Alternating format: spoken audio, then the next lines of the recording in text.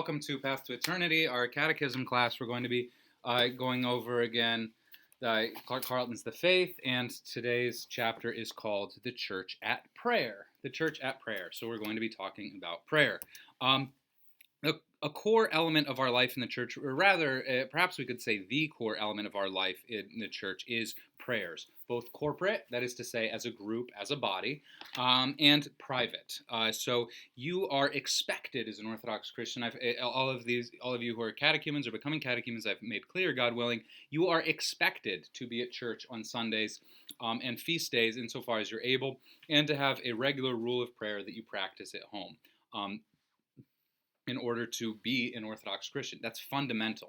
And if you are not planning on doing that, why are you planning on calling yourself an Orthodox Christian? There's no point. Your life will be indistinguishable from any sort of secular person. Obviously for people born in the faith, it's a little different. They're part of the tradition, not by choice, and you have to call them to a higher way of living. But the people who here are by choice have less of an excuse. So prayer is our primary means of connecting with God, and that's its most fundamental purpose. So it's important to talk to God, to ask God for mercy, for forgiveness of our sins, to help other people, to take care of our needs. These are all part of our prayer life, and they're all good and important part of our prayer life. Some people get this idea in their heads: "Oh, you shouldn't ask God for anything. I shouldn't ask God for anything." It's not true. The way reality is structured and ordered is that everything is relational, and we need to ask God for our needs in order to supply them. But at bottom, prayer is about communion and connection with God. It is simply about the most fundamental dimension of prayer is establishing a relationship with God, and this should track, right? We said in the beginning that, like the very first classes, that we are made in the image of God. We are creatures made for relationship. That's what the Trinity is. God himself is relationship between the one and the three. And that means the most fundamental part of what we do should be seeking out and establishing relationships. And one of the most basic ways, by the way, this might be a totally out of the blue question, but what distinguishes human beings from animals, according to ancient Greeks? And then later adopted by the Christians. What's the biggest difference between human beings and animals? We're about to be in the likeness of God. I'm sorry. So I'm talking about for the ancient Greeks too. So higher did higher order of thoughts, like not being reflexive. I think the ancient Greeks thought that like everything for animals is a reaction, and wow. humans are like You're absolutely right. Can you sum it up with I didn't expect someone to get it so right. Can you sum up what humans have that animals don't have in one word? Logos. Yeah, logos. So specifically, it's not just that the human beings have a mind; it's human beings have a rational mind. Logos. What distinguished human beings from animals, according to Aristotle, in this way of thinking, was completely adopted by Christians, and I think is still just correct. Is that we have what is called logos, which is broadly can be called speech or rationality or logic. Animals act instinctively. Human beings have the capacity to think about and reflect on what they're going to do and make decisions that way. This is the big gap between us and animals, and this holds, by the way, scientifically completely. There's a really good book. Mainstream scientific book that I just read it's by what's his name? He's by a biologist, paleontologist, but talks about how it went through a lot of the experiments people have done in the modern day on animals to show that they don't even have the basics of language. There's kind of this evolutionary idea out there that animals, well, they grunt and they gesture and they roar and whatever, and language is just a more sophisticated version of that. And the reality is that no, language is so much different because language has you're a linguist, yeah, so that's okay, so that's why is that language has syntax, it has meaning, it has all of these other dimensions. That it's just language. Speech is much more than just a complex form of grunting and growling. It actually has a lot more. It's a lot more deeper and structured and has a lot embedded in it. So that's what separates us from animals. how does that have to do with our relationship with God? Well, if what distinguishes us from animals is our rationality, is our speech, is our logos, then that means the fundamental way for human beings to connect with God is through speech, is through verbal communication. That's why, once you notice this, you're going to start picking it up. It actually is mentioned frequently in the Orthodox liturgy.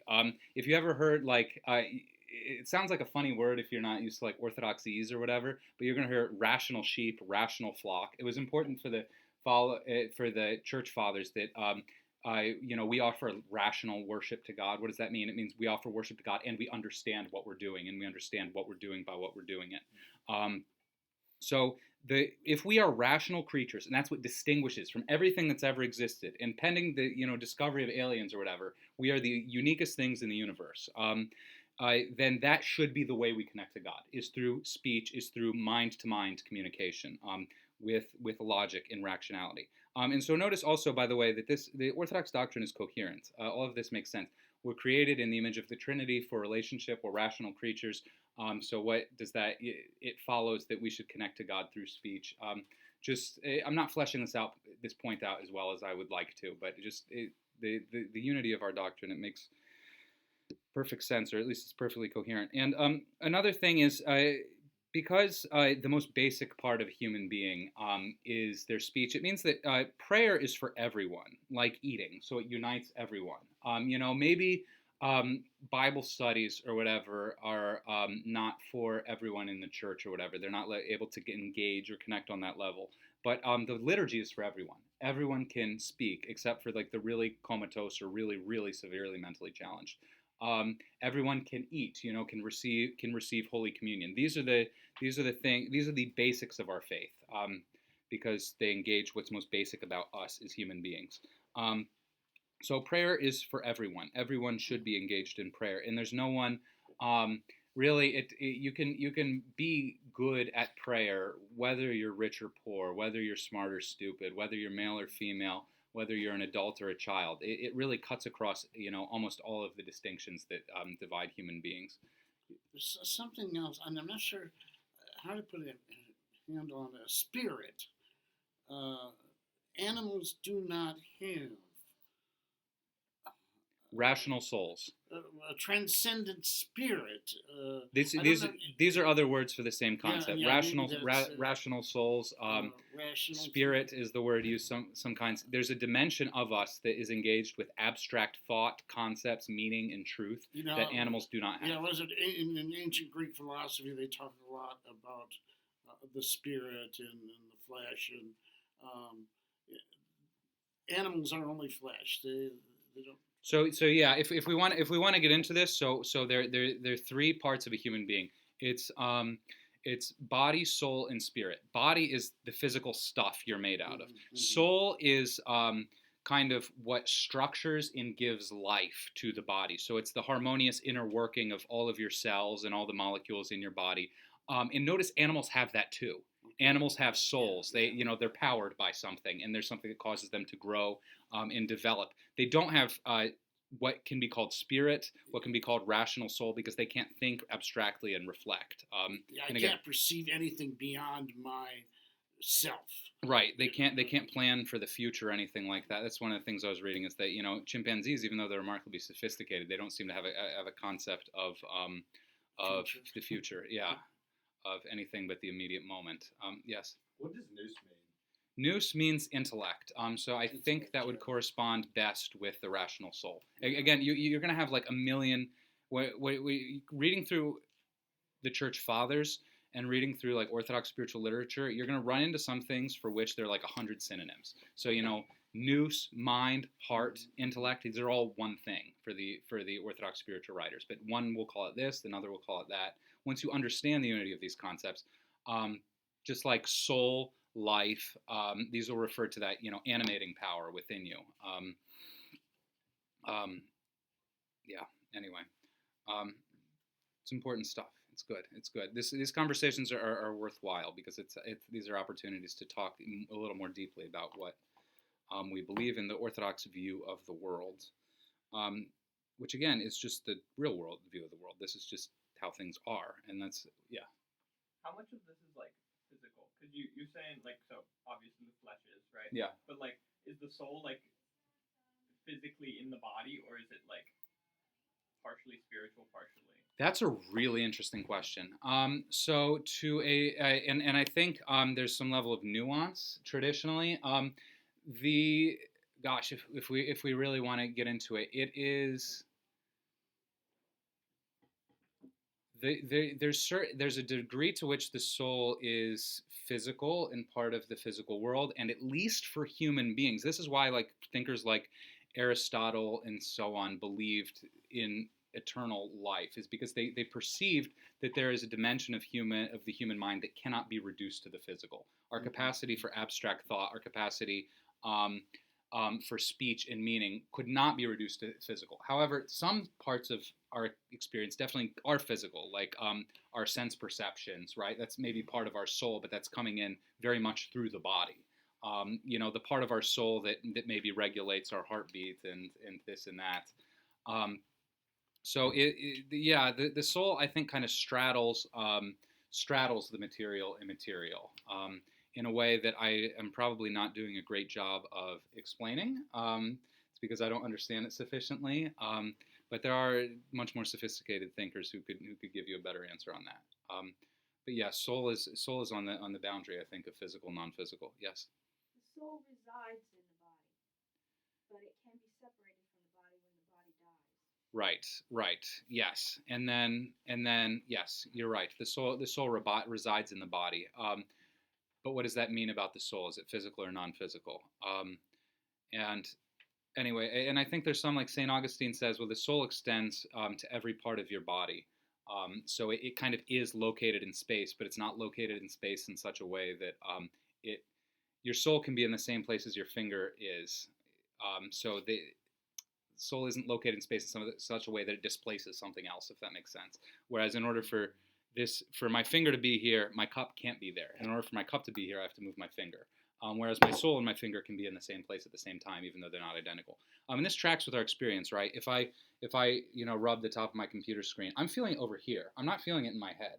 This is one of the reasons why I think concepts that reduce the soul either to the mind or reduce the mind just to the brain or something, they don't actually work. I'm feeling it out here. This is where my feeling is happening.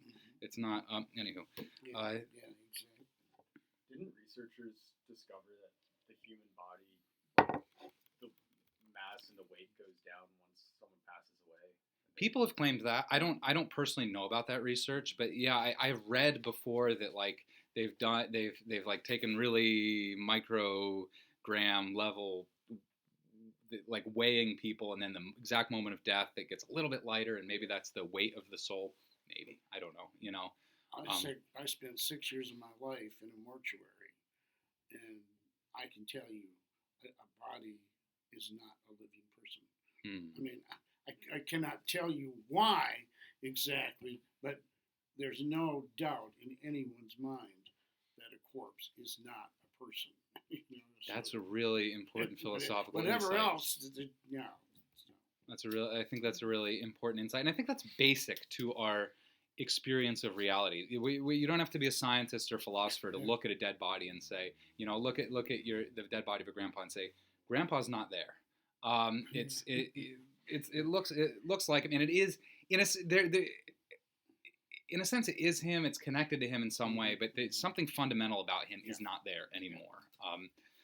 I think that's very basic to our experience of reality. Okay. These are really great. Like I'm not against tangents at all, but we are far afield at this point. Okay, so a core element of our life in the church is prayer, and that's the primary means by which we connect to God. And the most fundamental aspect of prayer is simply the establishing of a relationship or a connection. And we're going to talk today, actually, even though we've gotten some of the important discussion on the important philosophical stuff, I think this is going to be actually a more practical lesson. We're going to talk about the church's cycle of prayers and the habits of prayer that are established. So the early church already had a cycle of prayers based on the Bible. Based on what part of the Bible? The Psalms, yeah. So the Hebrews already had an established regular cycle of prayer. That's what the book of Psalms is. It's just prayers that at one point might have been said musically and now are said musically again by us, of course. However, Saint David the prophet was originally singing them. We don't know. There might have been musical accompaniment or not. But the whole book of Psalms is prayers to God, and that's what the ancient Hebrews were doing. And I don't really know how it was structured. I think there are historians who do know. Basically, these are the ones you said in the morning, these are the ones you said in the afternoon and the evening, these are the ones you said on these occasions. But there was already, by the time of Christ, this established cycle of prayer rooted in the Bible. And can you hand me that funny-looking thing? The daily cycle of, now, as you probably know, in the Orthodox Church, there is a cycle of prayers. There are prayers you say for every part of the day. And the prayers of this liturgical cycle of the Orthodox Church, or this cycle of prayers, is just an outgrowth of the practice of the Psalms. It's just a development and expansion of what the ancient Israelites were already doing. And once you know that, it should become obvious. Once you read through Orthros, for instance, that'll be or Vespers, the biggest prayers in that are Psalms. And then you have, little verses here and there. Like those of you who are part of the OCF would recognize, listen, O daughter, and hear, and incline your ear, and forget your people in your father's house, for the king will desire your beauty. That's something we say every time in the Paraclesis service. That's from the Psalms. And so all of the services of the Orthodox Church were just taken from this cycle of Psalms that people were already saying, and then they added things here and there. Once we got saints and things like that, well, we should add a hymn to the Mother of God here. We should glorify the Trinity in this way, and so on and so forth. So the development of the Orthodox cycle of prayers is just an expansion of what was already there. So the cycle of prayers in the Orthodox Church, beginning with sunset, the first prayers of the day of the Orthodox Church are what? What's the first service of the Orthodox day? Does anybody know? Vespers, yeah. So if you remember the book of Genesis, it says evening and morning the first day. There's evening and the morning. So that's why the Hebrews themselves, Jews themselves in the modern day, still reckon the beginning of the day from sunset. So I spent, part of my growing up in a neighborhood with a lot of Orthodox Jews. And so every Friday at sunset, because that's when Saturday begins for them. Every Friday, all of them would come streaming out of their houses, because they had to walk to synagogue. They couldn't drive there. So it's just Friday evening. That's when you got to get to temple. I guess I don't really know. But so we start our liturgical day with Vespers. After Vespers, there's Compline, which is the after dinner service, and then and by the way, in a monastery, because monasteries are the only places where you're going to be doing the full cycle of services every day. That's kind of the function and purpose of monasteries, is just to, like, the whole reason anyone becomes a monk or a nun is just to be like a full throttle Orthodox Christian all the time. And so that's the only place you're going to encounter like the whole cycle of services, except maybe some big cathedral churches in the old country. But you start with Vespers, Compline. So Vespers. Then traditionally, of course, different places will do things a little bit differently depending on, just the rhythm of their way of life. Vespers, you have a meal. Compline, go to bed. So you're going to sleep pretty early in the evening, maybe around 6 or 7 or 8 p.m. And then you're sleeping for a few hours, and then you're getting up. You're getting up at midnight or 1 or 2 for midnight office. It's also called nocturnes. And then you have the daybreak service is Orthros/Matins. So that's something you will see, like Vespers, that's something you will see in an ordinary parish. We celebrate it before the liturgy. Then you have the 1st, the 3rd, the 6th, and the 9th hours. So you can see this is a really kind of neat thing someone gave to me. It's a little bit homemade, but it's really nice, professionally done. But you can just see the wheels within wheels of the different cycles of the Orthodox Church. So you have the daily cycle, the weekly cycle, the fixed annual cycle, and the movable annual cycle. And you see, you have Vespers, maybe 6 p.m., Compline 9 p.m., Nocturnes midnight, Matins at 3 a.m. So variable, depending on where you are and how you're celebrating it. But you see, you have the prayers spaced out throughout the day, every 3-ish hours or so. In practice, oftentimes they'll lump several of them together. So you might do the first, 3rd, 9th hour all at once, and you might not say it exactly at the time it's designated for, but there's prayers for every hour, and this is part of the part of the sanctification of time. We everything in human life needs to be taken and given to God and be filled with His presence. And part of that, one of the most basic experiences of human life that we don't think about ever is time itself. The time, the passage of the hours of the day needs to itself be taken and offered to God and treated in a holy way. Notice, by the way,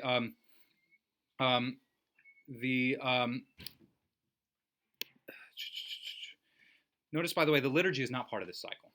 The liturgy stands outside of ordinary time. The liturgy, we are entering into God's kingdom. We are exiting space and time. Now, typically, liturgy is often celebrated after matins, but it might also be celebrated after vespers. And there are at least conceivably situations where you might celebrate the divine liturgy at any hour of the day. So liturgy is not part of the daily cycle of prayers. And liturgy is the only service that's not necessarily structured on the Psalms the way all the other vespers and orthros are. Yes. How do vigils fit into that? Because I know that I don't think the Greek tradition does vigils, but I know other. We do, but not in parishes. So a vigil, all a vigil really is vespers and orthros sandwiched together, maybe with some hours thrown in. So if you Russians love their vigils, so that's why if you went to St. Ambrose Orthodox Church out here, one or the other, they do vigil the night before, and they won't do orthros in the morning. Why? Because they did orthros last night. They did orthros as part of their vigil.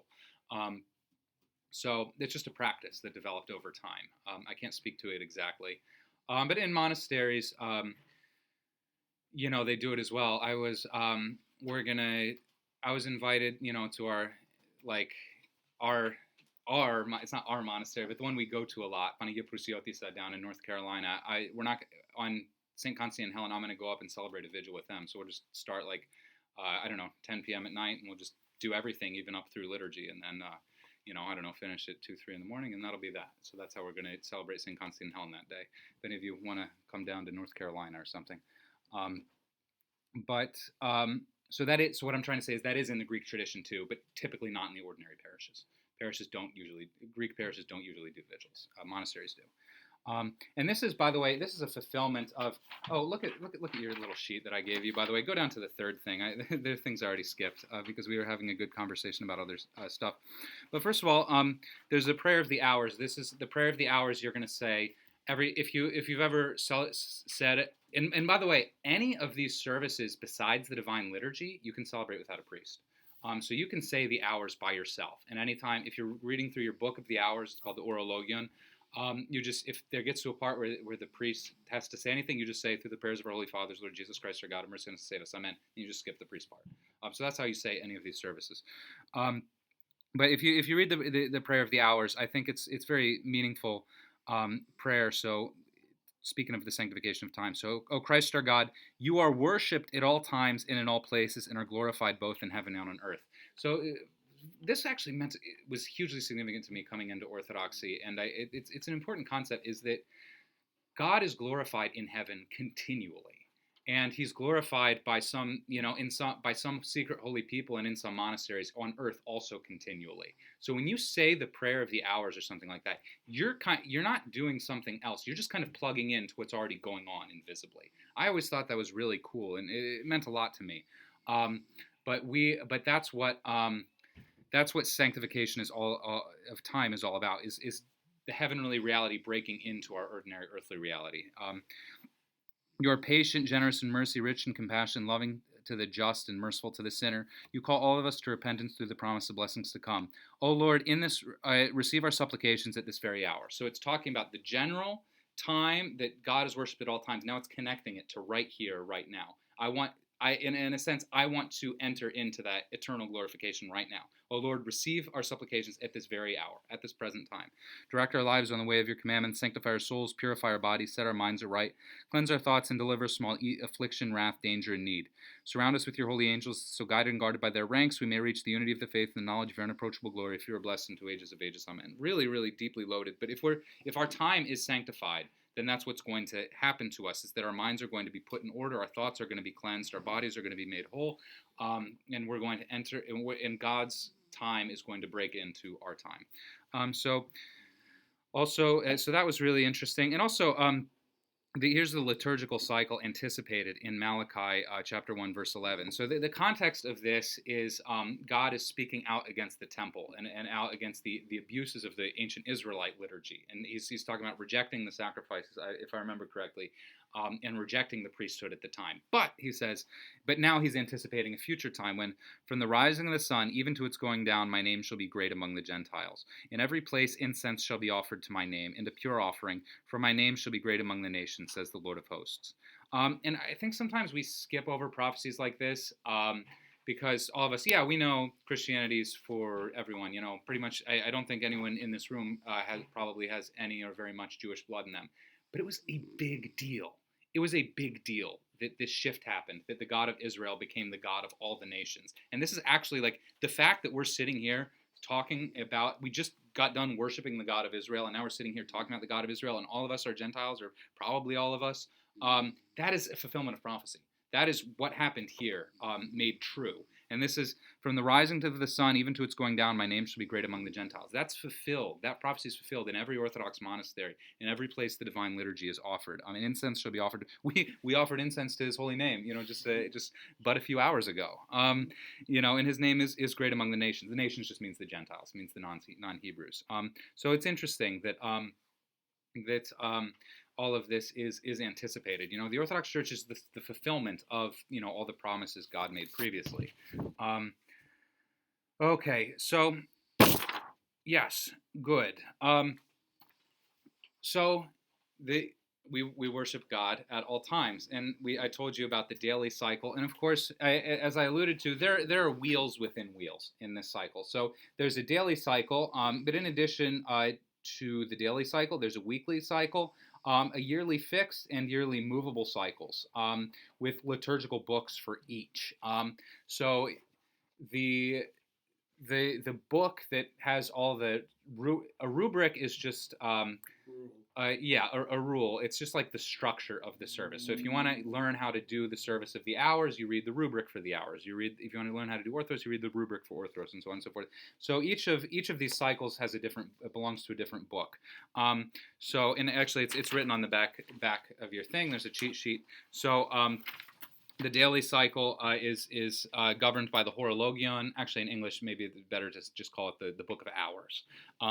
The weekly cycle is called the Oktoichos, which maybe in English is like the Eight Tones book. I don't know if the Slavs have a special name for it. The fixed annual cycle is the Mineon, and the movable annual cycle is the Triodion and Pentecostarion. So these are, if you have all of these books, and they're not small and they're not cheap, but if you have all of them, you can do all of the cycle, all of the daily, weekly, and monthly/yearly cycle of the Orthodox Church. Now keep in mind that this is not an arbitrary thing. This has to do with how God structured the universe. So if you can look, I brought a little quote, and we don't think about this too much, but in Genesis 1 Genesis chapter 1 verses 14 through 15, this is on day 4. God's talking about the creation of the heavenly bodies. Then God said, "Let there be lights in the firmament of the heavens to divide the day from the night, and let them be for signs and for seasons and for days and years, and let them be for lights in the firmament of the heavens to give light on the earth." So the structure, at least the reason for the heavenly bodies, at least insofar as it concerns us, I honestly believe God probably has a whole bunch of more plans for all the galaxies and stuff that are out there, because there's a lot more than we at one point realized there were. But insofar as it concerns us and as it concerns our life on Earth, they are to guide and govern our affairs, not in the astrological sense that planets control how we live our lives, but we're supposed to live our lives in harmony with the cycle that God already set up. So obviously, the Horologion, the Book of Hours, it corresponds to the day-night cycle which God established. For different hours of the day, depending on when the sun is in the sky, that's nature. That's the world as God created. That's when it's established to do each of these different services. Weeks per se, 7-day cycles don't fit into nature as organically, but certainly months and years which follow the solar and lunar cycle, so the phases of the moon and the Earth's rotation around the sun. When we are living according to the liturgical cycle, we are living in harmony with the world as God established it. And I think this is something very natural. I think all human societies, and all human beings being descended from Noah and what have you, had some sort of intimation of this already. But all human societies, except the modern day, where we've turned everything on its head, lived to a certain degree in harmony with nature. There were feasts and there were fasts. There were happy periods and there were sad periods. And you lived them in accordance with the rhythms of nature, with the harvest cycles of, whatever region you lived in, when it was cold and when it was hot. So part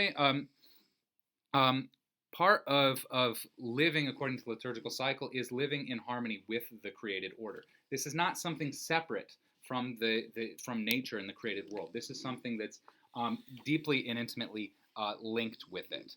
So you have the prayers of the hours. Then you have the weekly cycle. The weekly cycle is just connected with events in salvation history and people and things. So Sunday is the first day. We calculate the week from Sunday, and that's obviously the day. It's the day God began creation, but it's also the day Jesus Christ rose from the dead.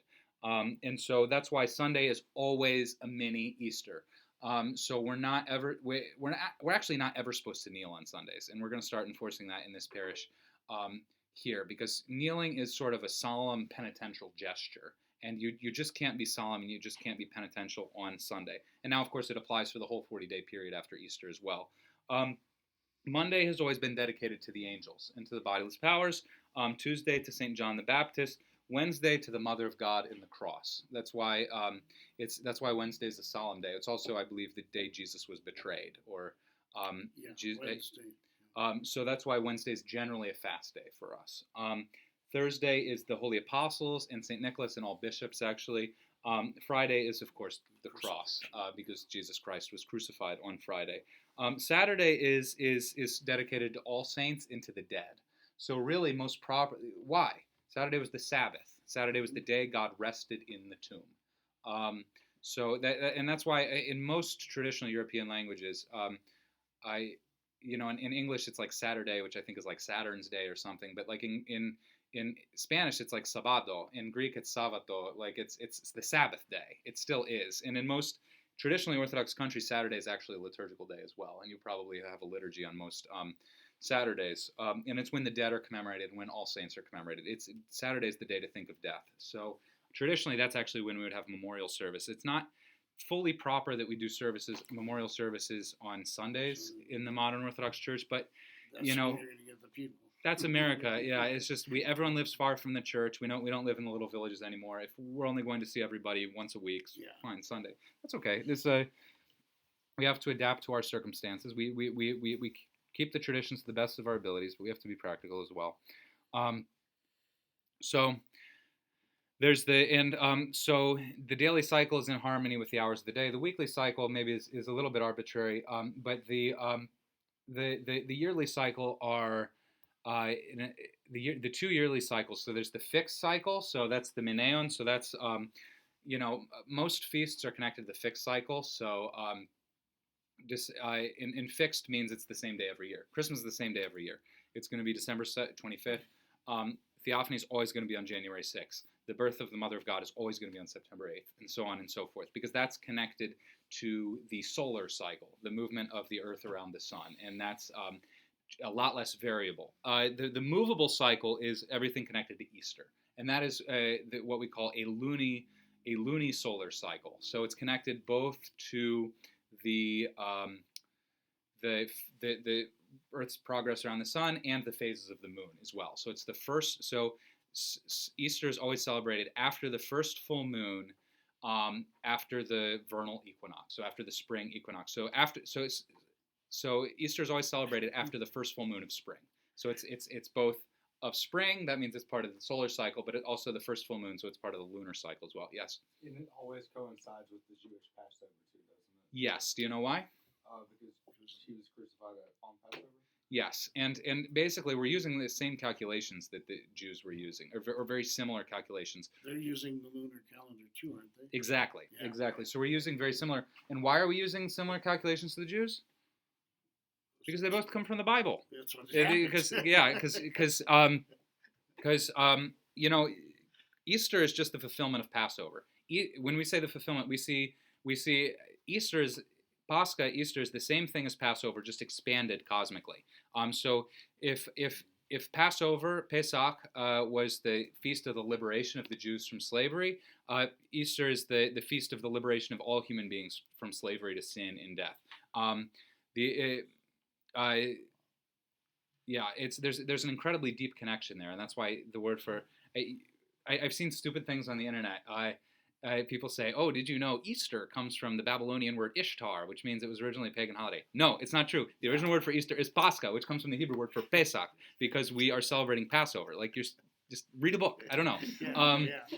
It's just the silliness that's out there. Even sometimes you'll see smart people saying these ridiculous things. It's just like it's surface level bit of research would have solved your problem. But anyway, and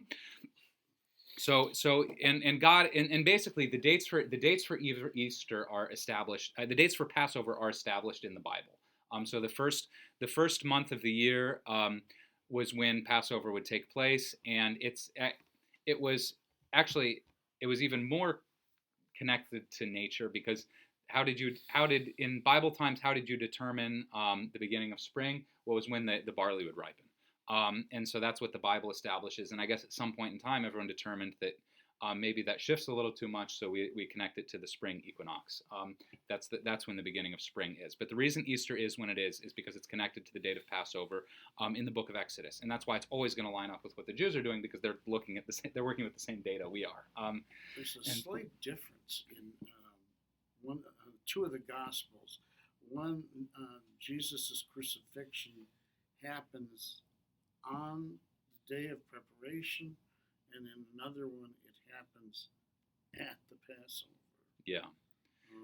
Yeah, I recently read a thing that kind of harmonizes the difference, or explains how that's not necessarily a difference, but I can't remember off the top of my head. So yeah, John's Gospel has Jesus being slaughtered at the same time that the Passover lamb was slaughtered, but the Synoptic Gospels, I believe, put his theologically there's no difference, right? But it's just that they chose to put the Last Supper the day before. So I can't remember exactly how it goes, but yes, there is an apparent discrepancy between the Gospel accounts on that.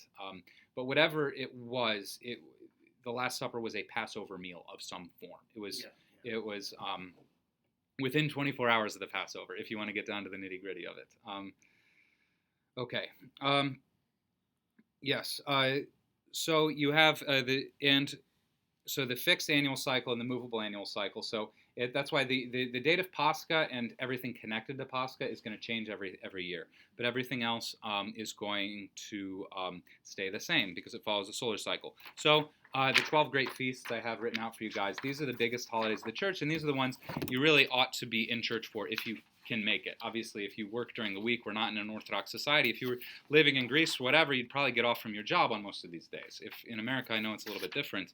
But the liturgical year, according to the Orthodox Church, starts in September. Why does it start in September? Well, it's very interesting. The reasoning was so immensely practical the first time it was explained to me. But it was, the Bible said that when Adam and Eve were placed in the garden, there were fruits ripening. So that must mean it was September, because that's when the fruits ripen. So it was very sort of pragmatic, practical approach to this. But it was believed that the world began sometime around the beginning of September, and that's why we calculate things from September 1st. So September 8th, and the annual cycle roughly follows loosely. Don't get too wrapped up in it, but it loosely follows the life of the Mother of God. So the year begins on September 1st. September 8th, you have the first great feast, which is the birth of the Mother of God, the Nativity of the Theotokos. September 14th is the exaltation of the cross. That commemorates the finding of the Holy Cross. Jesus, the cross Jesus Christ was crucified on September 14th. So I think it's a purely historical date is why it ends up on that particular day. November 21st is the presentation of the Theotokos. That's when she was given over to the temple, and she lived in the temple. She was about 12, 13 years old. December 25th, the Nativity of Christ, the birth of Jesus Christ. January 6th, the baptism of Christ, also known as Theophany or Epiphany. As I said before, in the very earliest days of the church, Theophany was one feast. It was a combined feast of the birth of Christ and the baptism of Christ. Later, Christmas became its own thing, and Theophany remained the baptism. But Theophany just means the appearing of God. Epiphany just means appearing, implied appearing of God. February 2nd, the presentation of Jesus at the temple, also happens to coincide with Groundhog Day. And so that was always very amusing to me. I don't know. Well, there's a link, sort of. Really? The Germans made the connection. Oh, really? I think, yeah, I read on that not too long ago, because the West calls it Candlemas. Okay, I had heard that. Where they Okay. bless the candles on the 2nd of February. Why? Because the Simeon says a light of revelation to the Gentiles and the glory, Oh, it's interesting. in the temple, when he's holding the baby Jesus. And so that's why they bless the candles on that day for the whole year. But yeah, the Germans connected the groundhog. That's so funny. I thought it was just purely accidental. I didn't realize there might actually be an intentional connection there. March 25th is the Annunciation, 9 months before Christmas, and that's how Christmas ended up on December 25th.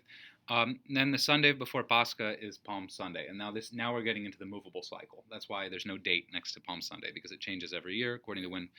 Then 40 days after Pascha, the Ascension of Jesus Christ, so that's always on a Thursday, obviously. If Pascha is always on a Sunday, 40 days later is always going to be a Thursday. 50 days after Pascha is Pentecost, that's always going to be on a Sunday. August 6th is the Transfiguration of the Lord Jesus. That's when also we bless the grapes, because grapes are transformed into wine the same way Jesus Christ was transfigured on the mountain. And August 15th is the Dormition, the falling asleep, the death of Mary, the Mother of God. And that's typically the big name day for women named Mary, or men who have a name after Mary, like Panagiotis or Marius. Okay. There's Catholics and Orthodox have a slight variation on this. For Orthodox, it's the Dormition. For the Catholics, it's the Assumption. Right. Where you put the emphasis. She fell asleep, and she was ascended to. Well, to my understanding, again, I'm not a Catholic, Yeah. and I've sort of been a Catholic, but not really. My understanding is the Catholics are at very least ambiguous about whether she died or not. And for the Orthodox, it's very significant that she died. And this has to do with the difference between the doctrine of Immaculate Conception. Yeah. If Mary was born with original sin, she would have died. The stain of sin is what causes all of us to die. If she was born without original sin, then there would be no reason for her to die a natural death. And so that's why there's an very important distinction. Did she die or did she not die? It's not arbitrary. We do believe her body was assumed into heaven. That's why we don't have a body. If you go, I've been to her tomb. There's nothing there. I mean, it's a church, but there's no body. There's no relics of her. But that is an important distinction between us and what the Catholics believe. Yes. We do have her headscarf as a relic, don't we? We have her belt. I know that. Her belt.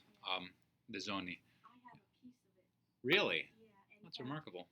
Piece of the true when I ordered a prayer rope from Greece, when it came, one of the beads was broken, and the monk sent me another one to replace it, and the same bead was broken on that one too. So what I did is I took a piece of the cloth that I had that had been touched to her belt, and I tied it where the bead was supposed to be. So my prayer rope has a piece of Mary on it.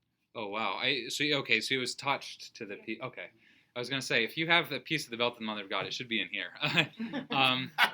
But that is a thing. We have what's called secondary relics in the Orthodox Church. So something that's been touched to a relic or a primary relic kind of participates in its sanctity. Remember in the book of Acts, people were taking rags, and it sounds weird, but it's in the Bible. People were taking rags and touching it to St. Paul's body, taking him home to sick people, and they were getting well. So there's this sort of communicable ability of God's grace. That's why I have a secondary relic of two saints, of Saint Spiridon. Someone gave it to me for my son's birthday. Yeah, so Saint Spiridon, obviously his body's incorrupt, which is kind of wild because he lived 1,600 years ago, but his body is not rotted, and so they have to change his clothes periodically, and apparently his shoes wear out. That's like a well-known thing because he's walking around doing stuff. So every year, they'll cut off the shoes they put on, they'll give you a piece. So I have a piece of his shoes for my son. And then I have one from St. Gabriel, the child martyr who was killed. And again, same thing. They dress him up. I don't know if his shoes or clothes wear out in the same way that St. Spiridon's do, but every once in a while they'll change his clothes and then they'll cut up the clothes and you can have a little piece. Yes? It's the same thing with miraculous sight contests. Stream where people will go and take cotton balls and collect all the, Yeah. Yeah.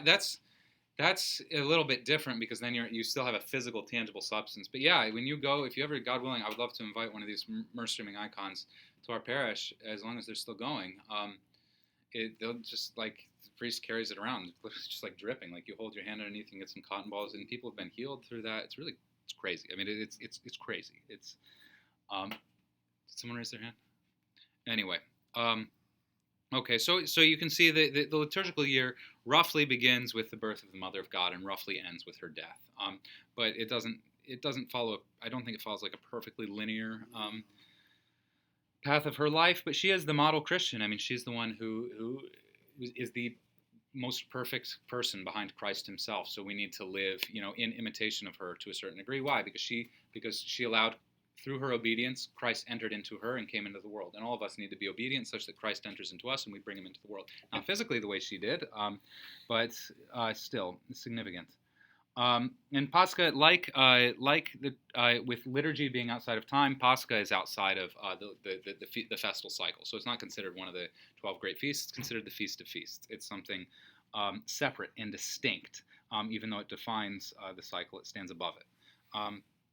And so you have these are the cycles: the daily cycle, the weekly cycle, the fixed annual cycle, and the movable annual cycle. But in addition to all of this, the core practice of Orthodox spirituality is continual remembrance of God, continual remembrance of God, awareness of His presence, because He's away from us right now, even though He's present to us, He's nearer to us than our own hearts. It's not in a way that's ordinarily visible or tangible to us. So we need to continually call ourselves to remembrance of Him through the prayer of Jesus' name. Lord Jesus Christ, have mercy on me. Lord Jesus Christ, have mercy on me. Lord Jesus Christ, have mercy on me. All the time. And the really holy saints and holy people are saying this constantly, even if you don't see them doing it. Have any of you seen the 60 Minutes special on Mount Athos? Mm-hmm. When the interviewer, he's speaking to the monk, Father Yakovos, who's an American. He's from the United States, and Father Yakovos says, it's something about it's our goal to be praying at all, or the announcer. I'm butchering it, but he says something. Oh, so you're trying to pray all the time, and then the monk starts. He laughs or something. The host is like, why are you laughing? It's like because it's crazy to me that you could think I could stop praying. And then he's like, are you praying right now? And he said, I'm praying even right now. Because they're able, people who have the grace of continual prayer, it's going constantly. They say it's like automatic. It's like the Holy Spirit speaking in you. That's actually a really advanced state of prayer, and it's kind of remarkable for that monk to admit that. But that's the reality that some of these people are experiencing, and it's not the same as having a song stuck in your head, but it's something else. It's a higher order of. The most devastating thing in that presentation was when they interviewed the one monk whose father. Oh, it was the same one. Yeah, it was the same one. He didn't leave the holy mountain to go to his father's funeral. I can see how some people would say, "Oh, that's awful." Yeah. But on the other hand, it's not awful, because you know that forever is forever, and it doesn't matter. Right. He completely doesn't live life according to the Lord. So, remind me. I have a personal connection through another person to that monk, and at the end of this, I don't want to record it, but at the end of this, let me say something about that particular event. So just remind me. Sure. But yeah, that's very noteworthy. Yeah. In the book about St. Paisios of Mount Athos, it talks about when he became a monk, he actually, when he estranged himself from his entire family, he never visited them or anything. I mean, it was like he cut them off completely. Yeah. Most of them were understanding because they knew what he was trying to do, but some of his brothers would come visit him, and he would make them wait for like hours to see him. He wouldn't give him special treatment versus the rest of his family, versus the rest of the people who come to see him. Yeah. That a life, someone who becomes a monk or a nun, they take God as their father, they take the church as their mother. They separate themselves, in obedience to Christ's commandments. Whoever loves father or mother more than me is not worthy of me. Now, in actual practice, there are ways this can be different. So St. Paisios separated himself from his family. He'd still allowed his family to come visit him and stuff, but he kept boundaries. St. Porphyrios ended up living with his sister to the end of his life. So it's like there are different ways of doing it, and there are more than one path to Christ in the Orthodox Church. But it is important for a lot of saints of God to separate themselves from their families. It was even mentioned he didn't expect like any other monks, like his his spiritual sons or anything, to do the same, but he would encourage them if they could, if they felt compelled to do that same practice. Right, because it's the kind of thing, if you can do it right, you'll be a saint, there's no doubt, to overcome those sort of attachments, although there's nothing inherently wrong about loving your family members, but it's about living a way of life that's even above nature. That's Lord have mercy. Okay, so the more we confirm our lives to the cycles of the church, the more we live in harmony with God and nature. Does that make sense? God established the world. God established the liturgical cycle. Someone once called the liturgical cycle the heartbeat of the Orthodox Church, and I thought that was very beautiful. There's a natural rhythm, to our body, and there's a natural rhythm to the church, because the church is a living organism. And our goal should be, like I said, most of you who are work or school, you can't be at every feast of the church, but you can try to the best of your ability to live in harmony with the cycle of feasts and fasts. And the more you do that, the closer you're going to end up to God. The more effort you expend, the more of a reward I believe you'll receive. Is that any questions? The more real.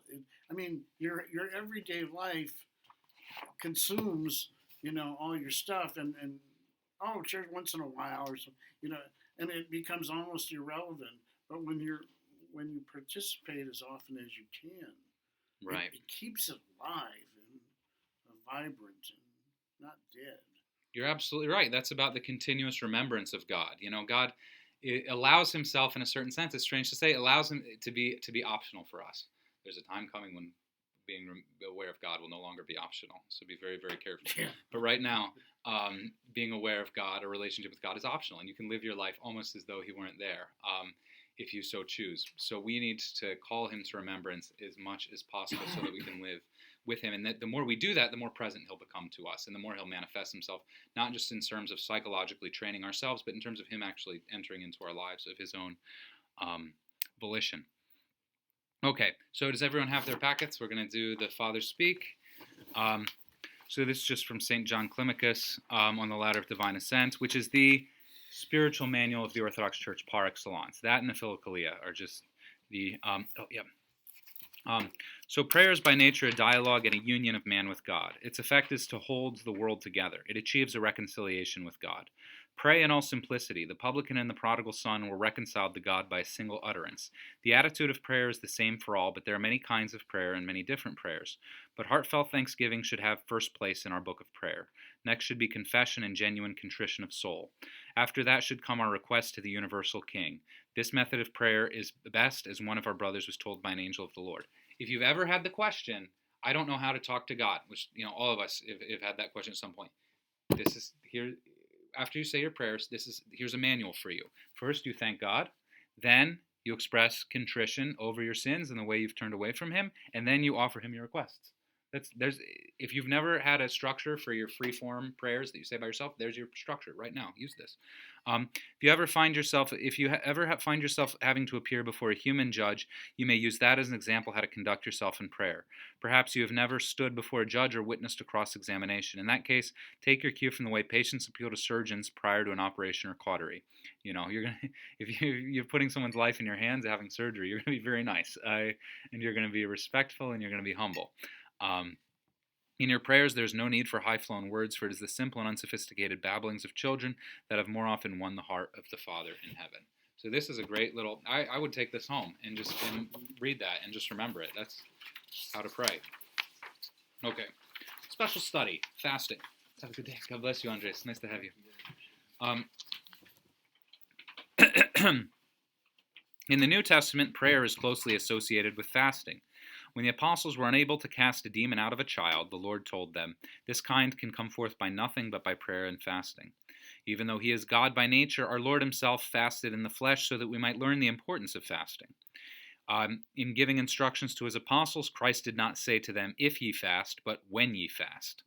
The apostles fasted. In the Didache, we read that the early Christians observed Wednesdays and Fridays as regular fast days, even as we do today. So the Didache, if you don't remember, that's the first century Christian document. So the Wednesday and Friday fasting were already established within a few decades of Jesus Christ living and dying and ascending into heaven.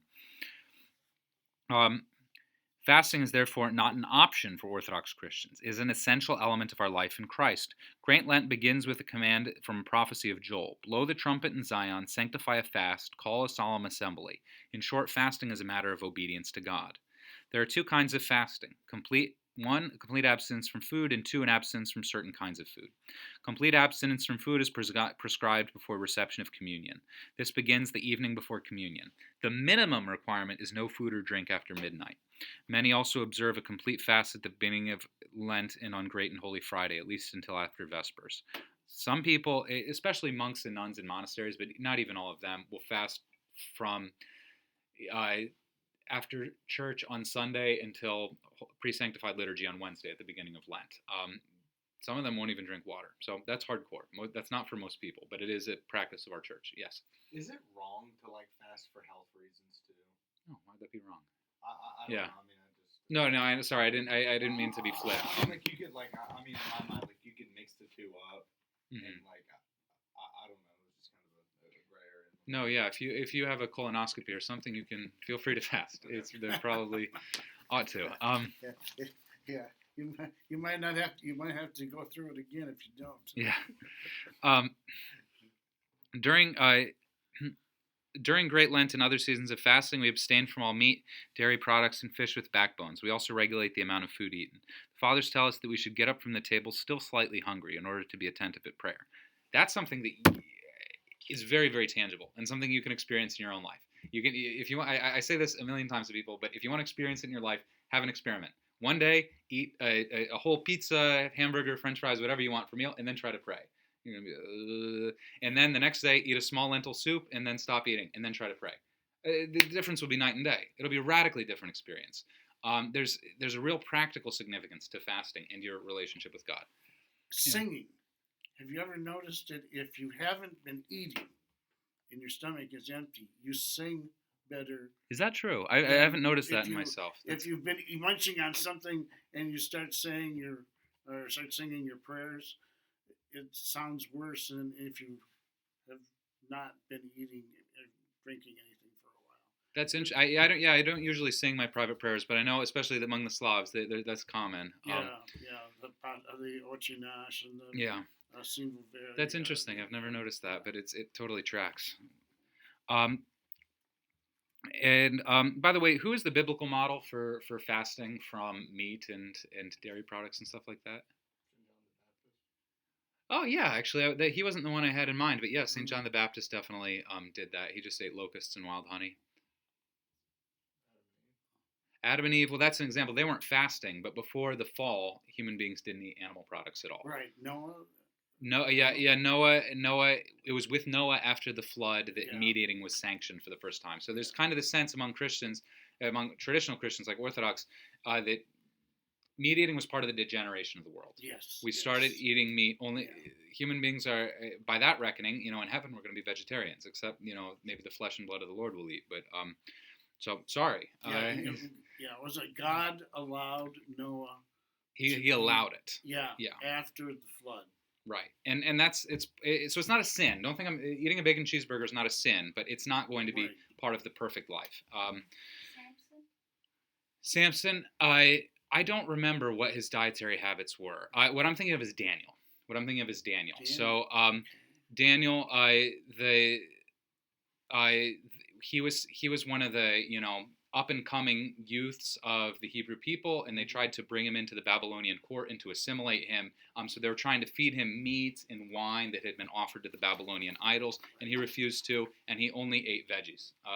He only ate fruit and veggies. So that's if you're looking for a biblical model of our practice of fasting, that was. And then the story was they were worried that he was going to be sick and weak and stuff, and actually he turned out to be healthier and more robust than any of the Hebrews who compromised by eating the food offered to the idols.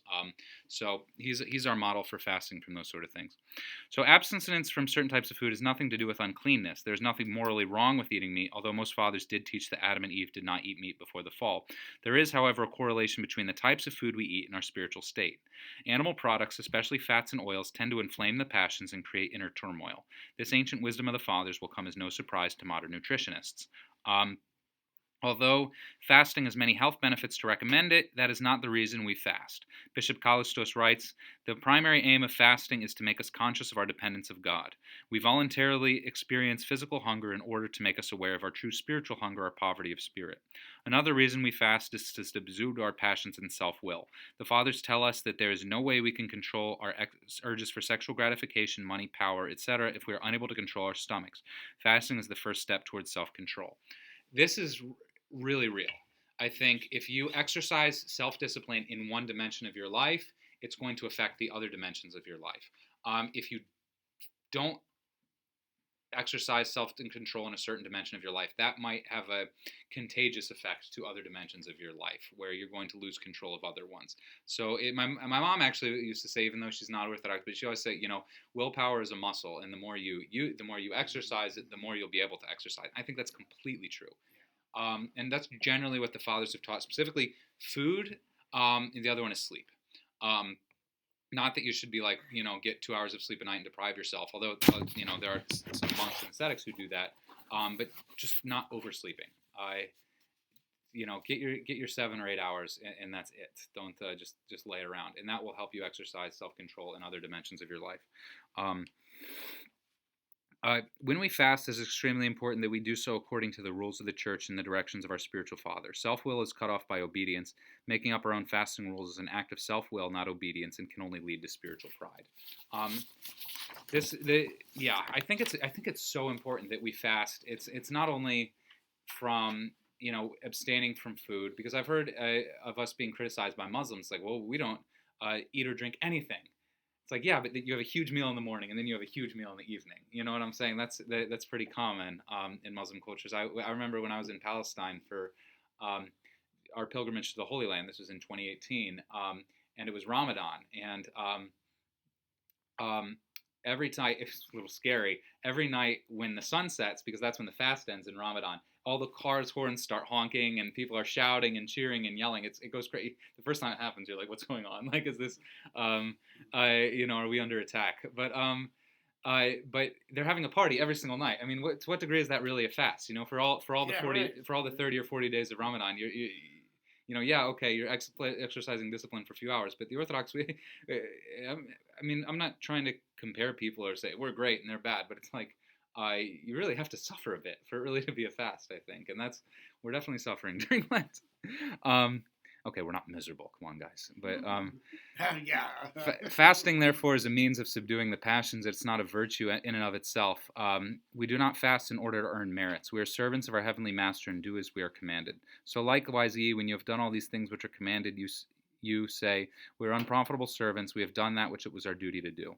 As with any practice, fasting can become an excuse for legalism. It is possible to keep the letter of the fast and yet violate its inner spirit. We must always keep in mind that the purpose of fasting is to control our passions and to bring us closer to God.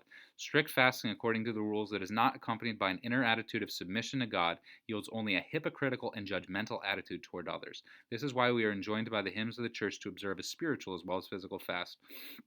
Let us set out with joy upon the season of the fast and prepare ourselves for spiritual combat. Let us purify our soul and cleanse our flesh, and as we fast from food, let us abstain also from every passion, rejoicing in the virtues of the Spirit that we may persevere with love. So one thing I would add, and I'm honestly personally adamant about in my own personal life and sharing with others is, if the point of fasting is to restrain our passions, and definitely fasting from food will help you restrain your passions and it will help you get more control over yourself, you should do it with media as well. I mean, all of our media, whether it's television, whether it's social media, whether it's YouTube, so much of that is designed to inflame our passions. It's designed to excite you. It's designed to make you angry. It's designed to, inflame your sexual desire.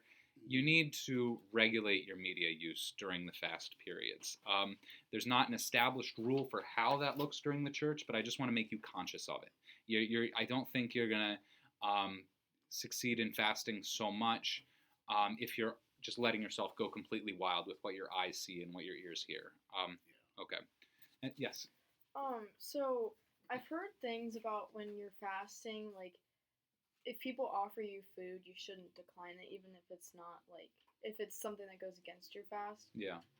To what degree does that like pertain? Yeah, that generally holds. If you are, it generally holds if you are somewhere, if you're invited somewhere to a house of someone who's not an Orthodox Christian, they don't know about the fast, they serve you meat, even if it's Lent. Okay, maybe not if it's Good Friday. Come on, but but you should be in church that day anyway, so it doesn't matter. But have a little bit of it. Maybe instead of avoiding meat for that meal, you just eat a little less than you ordinarily would. But don't offend them. Don't be all high and mighty. We don't eat meat right now. That can have the now. If it's happening every day, someone's inviting you to their house and serving meat, maybe you should work something else out. You should find it. But I had someone coming into our church. I think he's Korean in background, and I guess there was some huge Korean celebration that fell during Lent or something like that. Or if you're from one of those cultures, like in here in the West, even though Thanksgiving always falls during the Christmas fast, in the Greek Orthodox Archdiocese of America, we have a blanket blessing to eat whatever we want on Thanksgiving because it's a culture. That's where we're living, and so if you're part of a culture where that's going to happen, I think that's acceptable, but within reason. Okay, you can definitely abuse that. You have to go according to your conscience. But yeah, it's generally true. Yes. In my circumstance, we have a lot of birthdays at my workplace. There is cake constantly during Lent. That's interesting. How do I go about that? We need to we need to have a conversation about that because if it's truly every week during Lent, that's too much. It's not every week, but Yeah. it's often enough that they were looking at me funny, but I wasn't taking it. Yeah, well, if you're gonna cause a scandal, if you're gonna upset people, just have a little cake, whatever. But if it's really happening all the time, then we'll sit down and we'll talk about it sometime. Work on a plan, a strategy, how to. I have dates. Yeah. Okay. That's a tricky thing, and it covers many aspects of our lives. If you belong to any group of any kind where it's different from the majority, how do I keep my identity without insulting the others around me in their identity? Exactly, and the and the general rule is that you can make some concessions, but not too many, and that's what we're trying to figure out. What's the balance? What's the balance? Okay. Good. And then, of course, health reasons or, pregnancy or whatever, fasting is off the table, obviously. Okay, now the questions for reflection. How were the spiritual practices of the apostles related to the practice of the Jews at that time? Short answer is they were pretty much the same. Yeah. They're it's an outgrowth. Orthodox Christianity is an organic outgrowth of ancient Israelite religion. It's not something different. And so all the cycles of our services we have are based on what was already being practiced at the time. The apostles didn't invent anything new, although they were responding to something new that had happened, which was the coming of Christ. Jesus was resurrected. Yeah. Peter goes to the temple like a good Jew would. Right. You have in the book of Acts, the Jews are still going back to the temple. The Gospel of Luke, I think, the same thing. So, yes, it didn't get abolished until it was physically destroyed in 70 AD. When does the liturgical day begin? Sunset. What is the first service of the day? Vespers. What is the primary hymnal of the church? Psalms. The Psalms. Yeah, the Psalter. Yeah. The Book of Psalms is also called the Psalter. I don't know why. Psalter. What is a kathisma? I didn't tell you this. It's a group of psalms. Yeah. Oh, good for you. You know it. So the book of Psalms in the Orthodox Church is divided into 20 units, so that it's divided up in such a way that you can go through the whole book in a week. I actually, some in the ancient times they had the practice of doing it daily because you had no other prayer book, so you might as well just do the whole thing. I mean that we're talking the early monks and nuns, not early ordinary Christians. But as the services got expanded, it changed to once a week, or during Lent you go through it twice a week if you're a monk and a nun. Yes. It's real weird. I'm sorry. Yeah, sorry, I looked at you guys ambiguously. We'll do Thomas and then Raven. When you go through them, some songs are real long. Song 119 is 176 verses. Yeah, or it's something like that. quite long. And then Psalm 33, 34 is 2 or 3 verses. Yeah. But on each kathisma, when you figure out the time frame is about the same all the way through. How do they do that? It's just incredible. They didn't. Yeah, they figured it out. Yeah. Yeah, it is. Yeah. I was just going to encourage anybody that wants to do it, get a psalter, and it'll have the schedule in the back, what days you do what kathismas, and it's really amazing. It's what got me through Lent, because most of the psalms are very jubilant, and they're very encouraging. They make you feel brave, and like you can get through this. If David got through it, you can get through it. And if David was forgiven, you can be forgiven. That's great. It's amazing. It made a big difference in my life. In fact, when I finished it, I redid it again because I missed it after a couple of days. Out loud. Out loud. That's a really good practice. And yeah, she makes a really good point, which is that, you can go open your whatever Bible you have and go to the Book of Psalms, and that's fine. But if you get an Orthodox Psalter, it will be chopped up into the Kathismata. And actually it might even be chopped up into the Stasis. So each the whole book is divided up into 20 different Kathismata, but each Kathisma is also divided up into 3 Stasis, so you can space it out even more if you want to. Cool. And like Tom said, they're roughly equal to each other. It really is remarkable. Why do we need a personal rule of prayer? Yeah, just to make sure you're talking to God regularly. If you just freeform everything, you're definitely going to run out of things to say. I mean, I've definitely noticed the utility of the Jesus prayers, because even different people are different.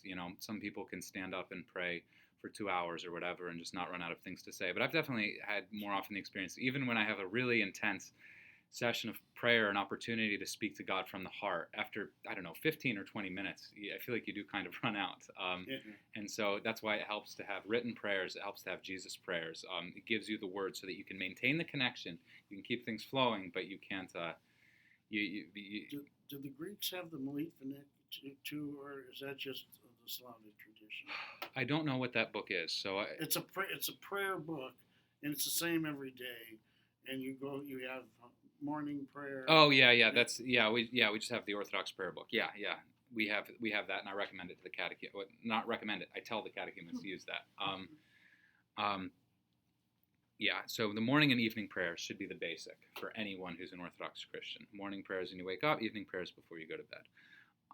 Should be the minimum rule. When does the church year begin? September 1st. Yep. What is the Feast of Feasts? Pascha. Malay people use the Jesus prayer. Yes. But if you're going to go real hardcore about it and say it regularly, then you have to do it with your spiritual father's blessing, and with his guidance. Okay. And what is the purpose of fasting? Be more conscious. Both. Yeah. Be more conscious of God and to control our passions. Okay. Lord, now let us allow thy servants depart in peace according to your word. For eyes have seen your salvation, which you have prepared the presence of all people, light to enlighten the Gentiles and the glory of your people Israel. God bless you. Have a good day. Thank you, Father.